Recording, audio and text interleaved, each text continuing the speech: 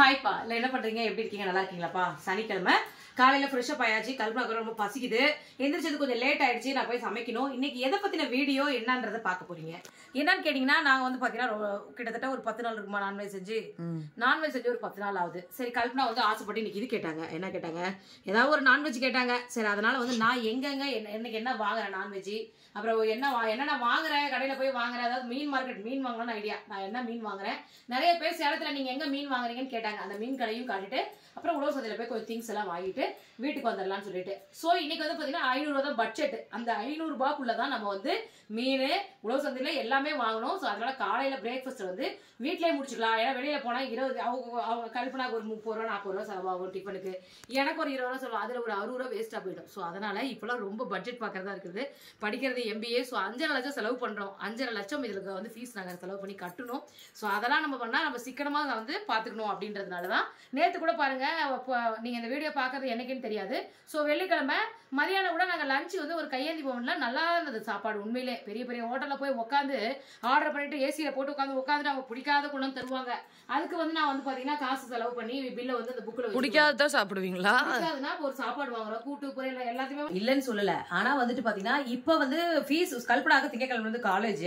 So இனிமே நம்ம வந்து ஃபீஸுக்கு வந்து பெரிய காலையில சேர்த்துட்டா போதும், அதுக்கு தகுந்த மாதிரி பணத்தை நம்ம ரெடி பண்ணி கட்டணும்ல. அதனால இனி வரும் காலங்களில் கொஞ்சம் சிக்கனமா இருந்துக்கும். அதிகமா காசு இருக்கும்போது எப்படி செலவு பண்ணணுமோ அப்படி பண்ணிக்கலாம்.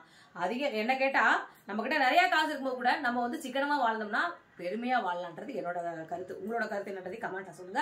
சரி, ஓகே, எனக்கு தெரிஞ்ச அளவுக்கு பேசியிருக்கேன். வாங்க, நான் வந்து எந்திரிச்சு பாருங்க, குளிச்சுட்டேன். நான் வந்து புடவை கட்டணும். அதை நான் வந்து என்ன புடவை கட்டுறதை உங்கள்கிட்ட ஒரு கெட் ரெடி வீக் மாதிரி காட்டுறேன். சரி, அதுக்கு முன்னாடி காலையில் பிரேக்ஃபாஸ்ட் கூட லைட் ஆஃப் பண்ணல. கரண்ட் பில் இந்த தடவை அதிகமாக வந்துருச்சுங்க. 6000 ரூபா வந்துச்சு. சிக்கனம் பண்ணணும்னால இன்வெர்டர் ஏசியே வாங்கணும். வா வா வா வா வா. அப்புறம் மக்களே, நைட் வந்து இதெல்லாம் நான் விளக்குனது. இவ்வளோ பாத்திரமும் நான் விளக்கிட்டு அப்புறம் தான் நான் போய் படுத்தேன். ஆமா தானே? ஆமாங்க. எப்பவுமே நைட்ல பாத்திரம் கழுவுற வேலை கல்பனாக்கு மோஸ்டா வரும். சில நாள் நான் வந்து கழுவ மாட்டேன், போமா டயர்டா இருக்குன்னு சொல்லுவேன். சரி, குழந்தைங்க எல்லா நாளும் ஒரே இல்ல நிறைய நாள்ல நான் தான் பாத்திரம் கழுவுவேன், வீடு கூட்டி துடைக்கிறது நான் தான் பண்ணுவேன். அப்படியே பெருந்தன்மையா விட்டுட்டேன். இது வந்து இப்ப காலையில வந்து பாத்தீங்கன்னா பிரேக்ஃபாஸ்ட்டுக்கு என்ன செய்யறதுன்னு கேட்டீங்கன்னா, இது இல்லைங்க. என்னது? எது? மாவு இல்லைங்க. மாவு தான் எப்பவுமே நம்மள மாதிரி டக்கு டக்குன்னு சமைக்கிறவங்களுக்கு மாவு இருந்தா போதும். தோசை ஊத்தி கொடுத்துட்டு ஏதாவது சட்னி அரைச்சு கொடுத்துடலாம். ஆனா பட் மாவு இல்லாத பட்சத்துல சரி, கொழுக்கட்டை மாவு வாங்கி ரொம்ப நாள் ஆகுது.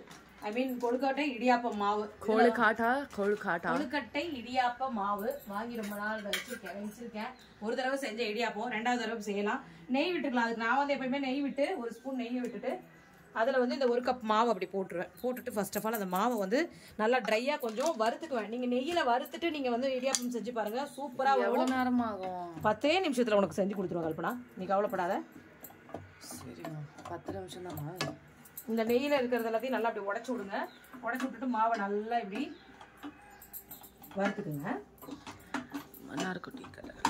மாவை வந்து வறுத்தாச்சு. அதை ஒரு தட்டில் போட்டுக்கலாம், கொஞ்சம் ஆறட்டும். அதுக்குள்ள கொஞ்சம் சுடுதண்ணி வச்சிருக்கேன். சுடுதண்ணியில் போட்டு பிணைஞ்சோம்னா நான் இப்படி தான் பண்ணுவேன்ப்பா.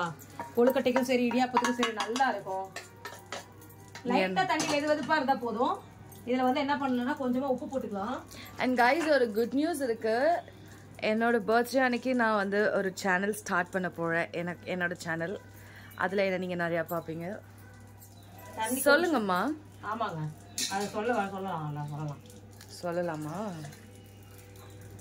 மாவு நல்லா இதாயிடுச்சு. சுடுதண்ணி, லைட்டான சுடுதண்ணி போட்டு இந்த கரண்டி வச்சுக்கோங்க. அந்த கரண்டி வச்சு ஃபர்ஸ்ட் நம்மளா வந்து தண்ணியை கொஞ்சம் கொஞ்சமாக ஊற்றி அந்த மாவை வந்து நல்லா ஒரு கொழுக்கட்டை மாவு பதத்துக்கு நான் காட்டுறேன். அந்த பதத்துக்கு நீங்கள் பிணைஞ்சுக்கோங்கப்பா. கொழுக்கட்டை பண்ண போறியா?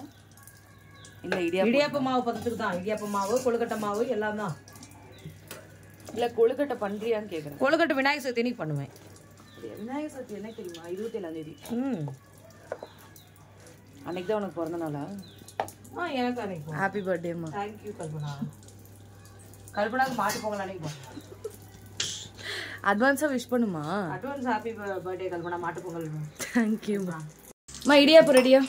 ரெடியாப்பம் ரெடியாப்பம்மா. இடியாப்பம் ரெடியாப்பம் ஆயிடுச்சு. அவ்வளோதான் தான், நீ சாப்பிடு. எங்கம்மா எதுவுமே கொடுக்கவே இல்லை. அப்புறம் ஒரே நிமிஷம், 5 நிமிஷத்துல எல்லாமே இருக்கு. இது என்னன்னு சொல்லுங்க. தயிர் சாதங்க.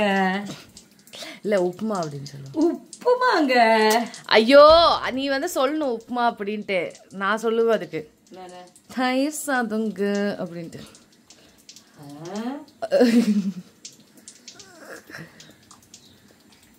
ரெடியாச்சா இல்லையாம்மா? தோக்கண்ணே பசியில இருக்கியா? பின்ன பசிக்குதா உனக்கு? இப்ப ஏன்னா பசியிலன்னு சொன்ன காலையில.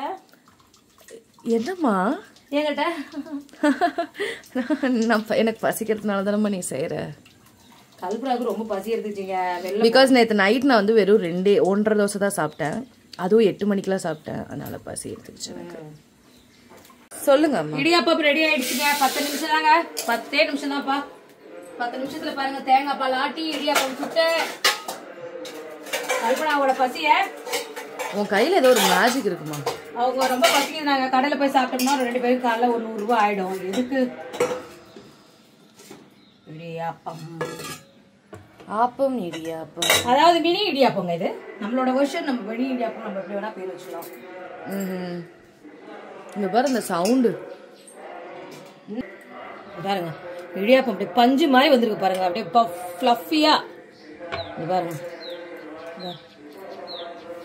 பிரேக்ஃபாஸ்ட்டுக்கு இந்த மாதிரி நீங்க சாப்பிட்டு பாருங்க. சூப்பரா இருக்கும். அது இடியாப்பெல்லாம் வந்து ஆவில இதே வந்து இடியாப்பம் பண்ணிட்டு நல்லா கடுகுளுத்து போறப்ப வெங்காயம் எல்லாம் போட்டு சேவை மாதிரி தாளிச்சு சாப்பிட்டோம்னா அவ்வளவு சூப்பரா இருக்கும். சரி ஓகே கல்பனா நீங்க சாப்பிடு. அதுக்குள்ள நான் வந்து இன்னைக்கு பாருங்க சூப்பரான ஒரு புடவை கட்டி ரெடி ஆயிட்டு வந்துடுறேன். ஓகேப்பா நான் ரெடி ஆயிட்டு வந்துட்டேன். அதை பாருங்க இந்த புடவை ரொம்ப நல்லா இருக்கான்னு சொல்லுங்க. இது வந்து பெங்களூர்ல எடுத்த புடவை. இந்த புடவை அதுக்கு மேட்சிங்கா பிளவுஸும் அங்கேயே தான் எடுத்தேன். ஒரே கடையில தான். நல்லா இருக்கும் இந்த புடவை. பிளாக் என்ன கொஞ்சம் வயர்ல கொஞ்சம் டிரான்ஸ்பரண்டா தெரியும். மெல்லிசா இருக்குல்ல டிரான்ஸ்பரண்டா தெரியும். அதுக்கு நம்ம என்ன பண்ணணும் இப்படி மறைச்சிக்க வேண்டியது தான். அவ்வளவுதான். நேற்று பாருங்க போட்ட இந்த கண்ணாடி வளையல் நல்லா இருக்கான்னு சொல்லுங்க. எனக்கு ரொம்ப பிடிச்சிருக்கு. சத்தம் கேட்குது நல்லா. ரொம்ப நாளாச்சு நான் கண்ணாடி வளையல் போட்டு நல்லா இருக்கான்னு சொல்லுங்க. சரி வாங்க நம்ம வந்து ஃபர்ஸ்ட் வந்து மீன் மார்க்கெட்டுக்கு போவோம். மீன் மார்க்கெட்டுக்கு போயிட்டு கொஞ்சம் என்ன மீன் வாங்க என்னென்ன வெரைட்டி இருக்காங்கன்னு பார்த்துட்டு வந்தாச்சு. நான் எப்பவுமே இங்கே தான் மீன் எடுப்பேன். 2 கடை இருக்கும். அங்கே ஒரு கடை இங்கே ஒரு கடை. ஆனால் நான் எப்பவுமே இந்த அக்கா கடையில் தான் மீன் எடுப்பேன். இங்கே பாருங்க மேட்டூர் மீன் விற்பனை நிலையம் வானகப்பட்டி ரேட்டுலேயே இருக்கும். ஏற்ற மாதிரி பாருங்க அதை காட்டுங்க. ஏற்ற மாதிரி அத்தனை கடைங்க இருக்கும்.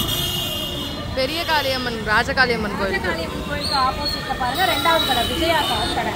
அந்த அக்கா கடையில மீன் வாங்குவேன். ஆத்து மீன் இதெல்லாம் ஆத்து மீன். கடல் மீன் ஒன்றா வச்சுருக்காங்க.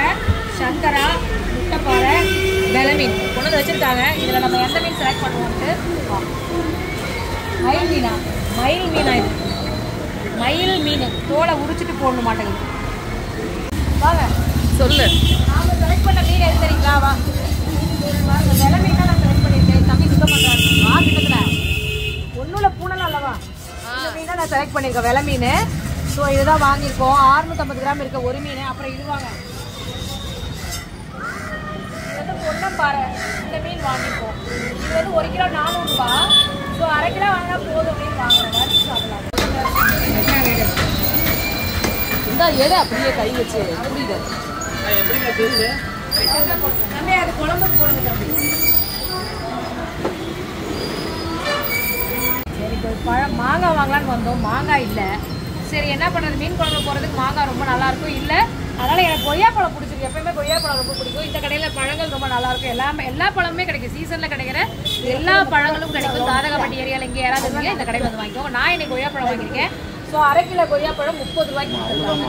வேலைக்கு ஆட்கள் வேணும்னு கூட போட்டிருக்காங்க. யாராவது நியர்பை வேலை இல்லாதவங்க இருந்தீங்கன்னா இங்கே வந்து வேலைக்கு வந்து கேட்டு பாருங்கள். எந்த வேலை வேணும் செட் ஆச்சுன்னா ஒர்க் பண்ணுங்க. கேட்டிருந்தீங்க சேலத்தில் இருக்கிறவங்க நியர்பை நீங்கள் எங்க மீன் வாங்குறீங்க கேட்டீங்க. ஸோ இன்னைக்கு அந்த மீன் வாங்குற இடத்தையும் காமிச்சாச்சு. அங்கதான் வந்து மீன் வாங்குறேன். கடல் மீன் நம்மளுக்கு ஓரளவுக்கு நம்மளுக்கு கிடைக்கும். சென்னையில கிடைக்கிற மாதிரி கிடைக்காது. இருந்தாலும் எங்க ஊர்ல எனக்கு வந்து எனக்கு ஒரு பழக்கம் இருக்குங்க. நான் வந்து பாத்தீங்கன்னா எங்க போய் எந்த பொருள் வாங்கணும் நானே போய் வாங்கினாதான் எனக்கு திருப்தியா இருக்கும். ஸோ அந்த மாதிரி கேட்டகரி தான் நான்.